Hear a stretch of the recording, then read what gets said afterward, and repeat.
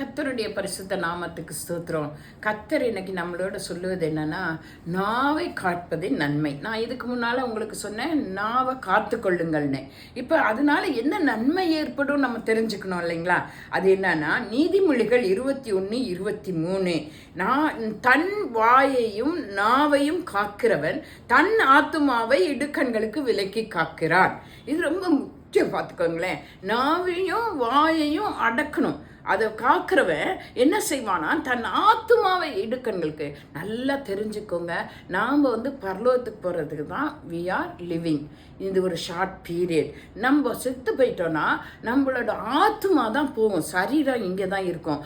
ஆத்மா, அந்த ஆத்மாவை இடுக்கண்களுக்கு காக்குது நாவும் வாயும். அதனால் எவ்வளோ முக்கியம் பாருங்கள். நம்ம ஆத்மாவை இடுக்கண்கிற விலைக்கு காப்பது ரொம்ப முக்கியம். அதை காக்கணும்னா நம்ம என்ன செய்யணும்னா, நம்ம வாயையும் நாவையும் அடக்கணும். நீதிமொழிகள் 25:15 என்ன சொல்லுதுன்னா, நீண்ட பொறுமையினால் பிரபுக்களையும் சம்பாதிக்க பண்ணலாம், இனிய நாவு எலும்பையும் நொறுக்கும். நம்ம பொறுமையோடு இருக்கணும். அதுலேயும் எப்படிங்க, நீண்ட பொறுமை இருந்தால் எவ்வளோ பெரிய பிரபுவாக இருந்தாலும் சரி, எவ்வளோ பெரிய ராஜாவாக இருந்தாலும் சரி, அவங்கக்கிட்ட நமக்கு தயவு கிடைக்குங்க.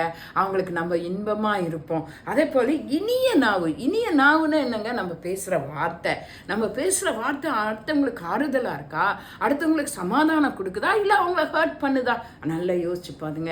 இனிய வார்த்தை அவ்வளோ கடினம், எலும்பு போல் கடிமண்ணாக ஸ்ட்ராங்காக இருந்தால் கூட அது நொறுக்கிடுமா, அவங்க மனசை சரிப்படுத்திடுமா, அவங்களுக்கு ஆறுதல் தருமா.